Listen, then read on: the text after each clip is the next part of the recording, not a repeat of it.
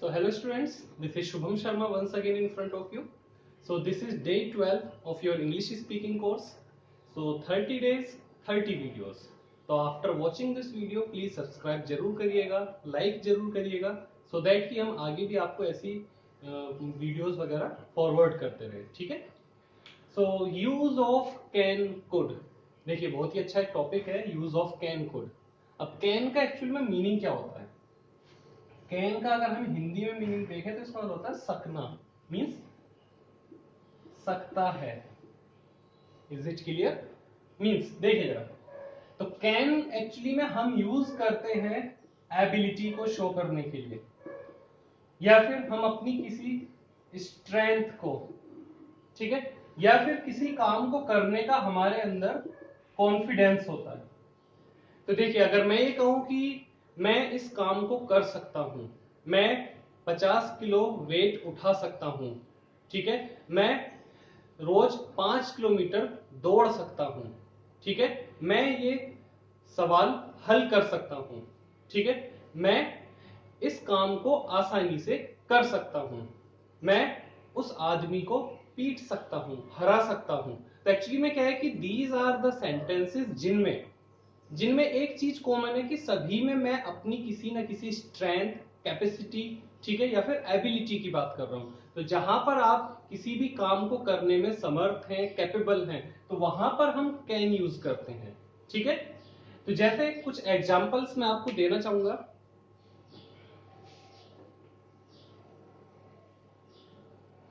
देखिए आपको करना क्या है कि सिंगुलर डूअर हो या फिर प्लूरल डूअर हो, दोनों के साथ कैन यूज हो जाता है. इसमें कोई सिंगुलर या प्लूरल का कोई रूल अप्लाई नहीं होता. दूसरी बात कि जो रूल है हमारा वो है doer plus can plus action, ठीक है. सो एक्शन मीन्स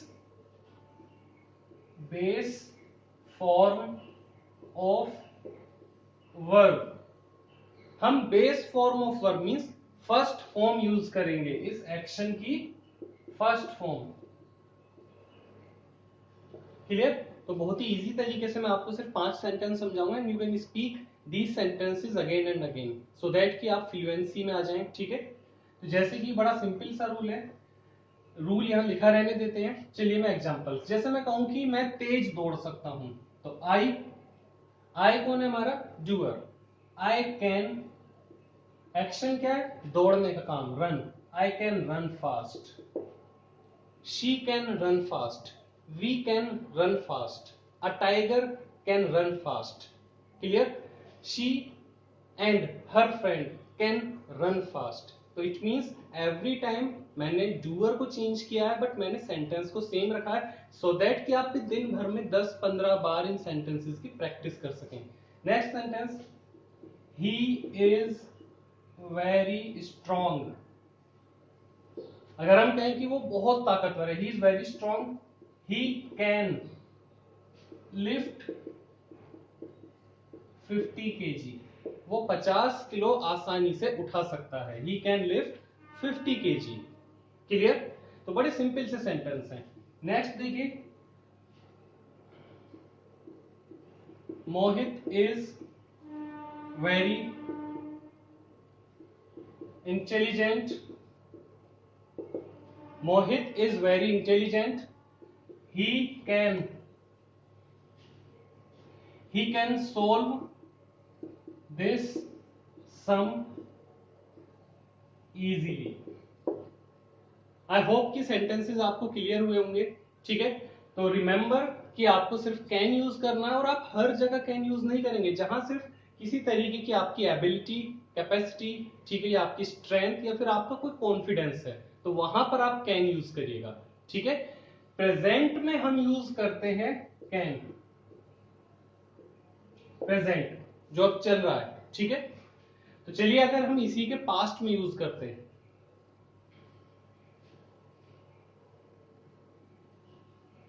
देखिए कुड क्या है? Could is the past form of can. ये कैन का पास्ट फॉर्म है, ठीक है. इसकी हिंदी क्या होती है? सका या फिर सकता था, सका या सकता था, ठीक है। बट रिमेंबर कि ये जो हम कुड की बात कर रहे हैं ना, ये नेगेटिव सेंस में यूज होता है। नेगेटिव सेंस मतलब थोड़ा सा ध्यान दीजिए, अगर मैं ये कहूं कि ही रैन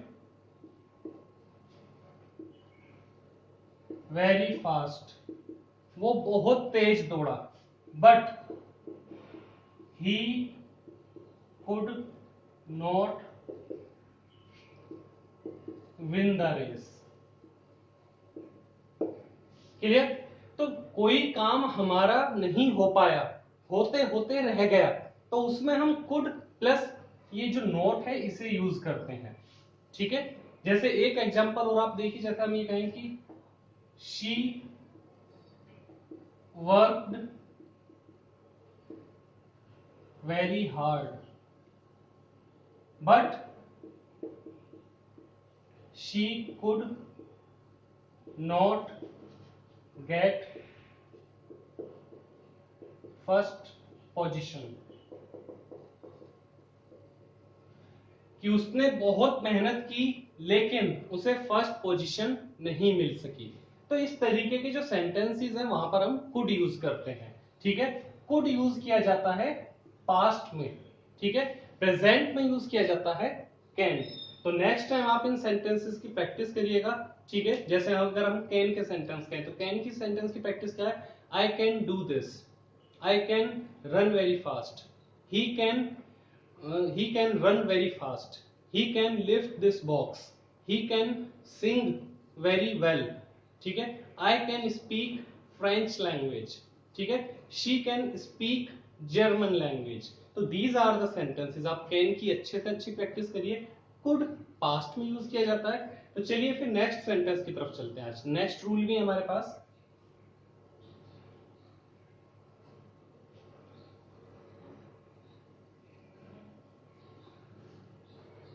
देखिए हम बात कर रहे हैं में, क्लियर। में यूज होता है प्रेजेंट में। दूसरी बात, में इसकी हिंदी होती है सकना या सकता है, लेकिन ये कैन से डिफरेंट है। कैन डिफरेंट चीज है, में डिफरेंट चीज है, ठीक है। में पहला सेंटेंस है, ये होता है टू आस्क और ग्रांट परमिशन।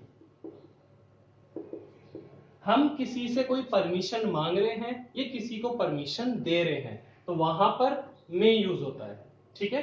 जैसे बचपन से वही सेंटेंस है हमारा रटा हुआ, डैश आई कम इन। आप बोलते हैं क्लास में एंट्री करते टाइम, मे आई कम इन, ठीक है। टीचर क्या परमिशन देते हैं कि yes you dash, means yes you may. तो आपने परमिशन मांगी, ठीक है, तो मे। परमिशन दी गई आपको तो भी मे। जैसे आप किसी से बोलते हैं dash I use your mobile, dash I use your mobile, क्या मैं आपका मोबाइल कुछ देर के लिए यूज कर सकता हूं। तो आप किसी से क्या कहेंगे, मे आई यूज। और अगर वो परमिशन दे तो वो क्या कहेगा, यस यू मे। और अगर वो मना कर दे तब, तो no you may not. Clear. आप किसी से नेक्स्ट टाइम जरूर प्रैक्टिस करके इन सेंटेंसेस को बोलिएगा कि may I use your mobile phone, may I use your blue pen, may I use your calculator, may I use your bicycle, may I borrow your book, ठीक है। तो इस तरीके के जो सेंटेंस होते हैं, नेक्स्ट टाइम आप किसी से कोई भी चीज मांगे तो इस तरीके से आप बोलिएगा, ठीक है। तो ये हुआ परमिशन मांगना या परमिशन देना किसी को। और भी यूज है मे का, क्या यूज है मे का,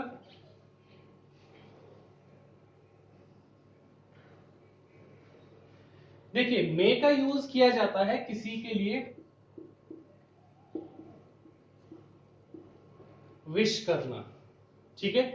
किसी के लिए अगर आप अच्छी बात सोचें या बुरी भी सोचें, ठीक है ना, तो अच्छा या बुरा दोनों सोचने के लिए आप फ्री हैं, ठीक है। जरूरी नहीं है कि आप हमेशा किसी के लिए अच्छा सोचते हो, जरूरी भी नहीं है कि आप हमेशा किसी के लिए बुरा सोचें। तो बस क्या है कि वो विश होनी चाहिए, ठीक। तो कैसे बोलते हैं आप, डैश गॉड ब्लेस यू।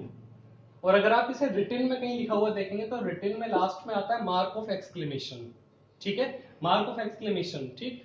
तो मे गॉड ब्लेस यू, ठीक है, डैश यू गेट सक्सेस।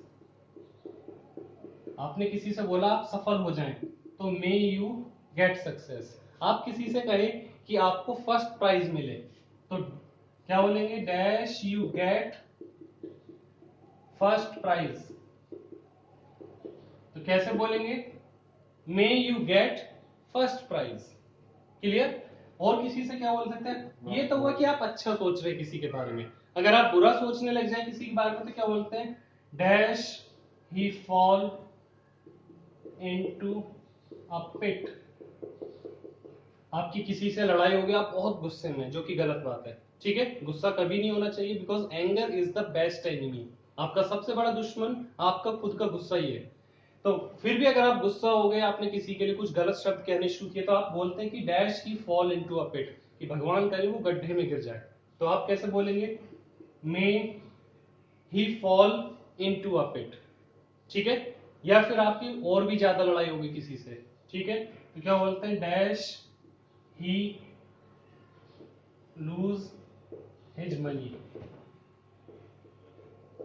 आप किसी से कह रहे हैं कि भगवान करे उसके सारे पैसे खो जाएं, ठीक है, ज्यादा लड़ाई होगी आपकी, ठीक है, तो क्या बोल रहे हैं, मे ही लूज हिज मनी, ठीक है।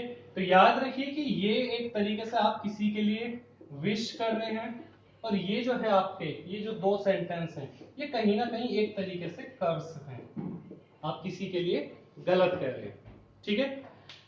ये हुआ आपकी विश। मे का ही और कहां यूज होता है,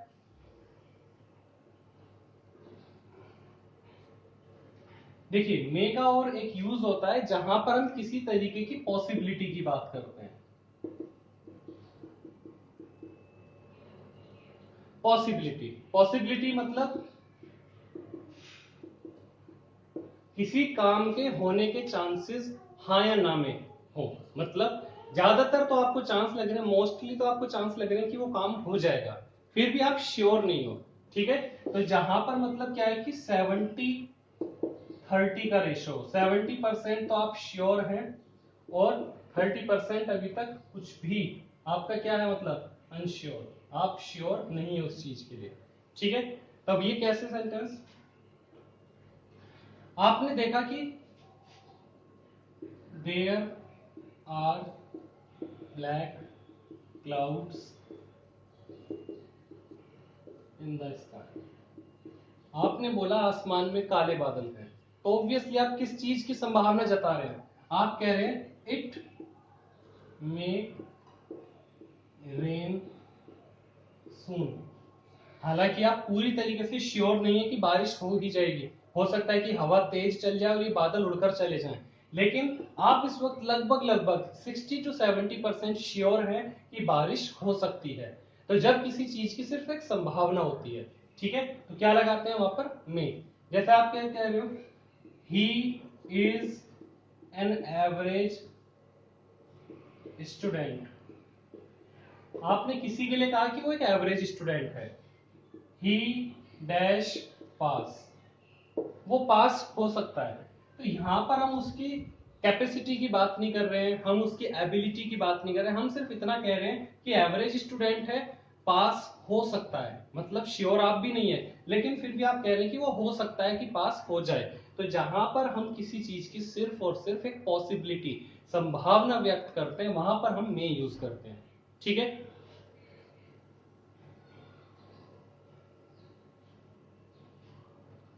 नेक्स्ट आप देखेंगे माइट।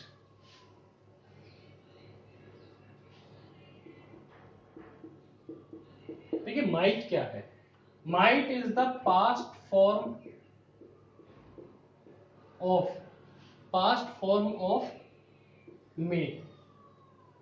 ये मे का पास्ट है, ठीक है। हिंदी इसकी क्या है, सका या सकता था। Is it clear? ठीक है, अब ये माइट यूज का होता है। देखिए माइट का जो यूज है वो एक तो है रिक्वेस्ट के लिए। अभी मैंने आपको समझाया कि आप किसी से कोई भी चीज मांगते हैं, मतलब परमिशन मांगते हैं, या कोई चीज आप किसी की यूज करना चाहते हैं, बोरो करना चाहते हैं, तो आप क्या यूज करते हैं? मे। लेकिन कभी कभी क्या होता है कि बात उससे भी ज्यादा रिक्वेस्ट की होती है, आपको कोई चीज अर्जेंटली रिक्वायर्ड होती है, तो आप ऐसे में मे से, मे को यूज करने के बजाय माइट ज्यादा यूज करिए। कैसे? Dash I borrow your cycle. आप किसी से कह रहे हैं क्या मैं आपकी साइकिल कुछ देर के लिए उधार ले सकता हूं, तो माइट आए। मे आप यूज कर सकते हैं, लेकिन मे और माइट में डिफरेंस ये आता है कि माइट और भी ज्यादा पोलाइट रिक्वेस्ट के लिए यूज किया जाता है, तो जहां पर मे से काम ना चले वहां माइट यूज करिए। जैसे डैश आई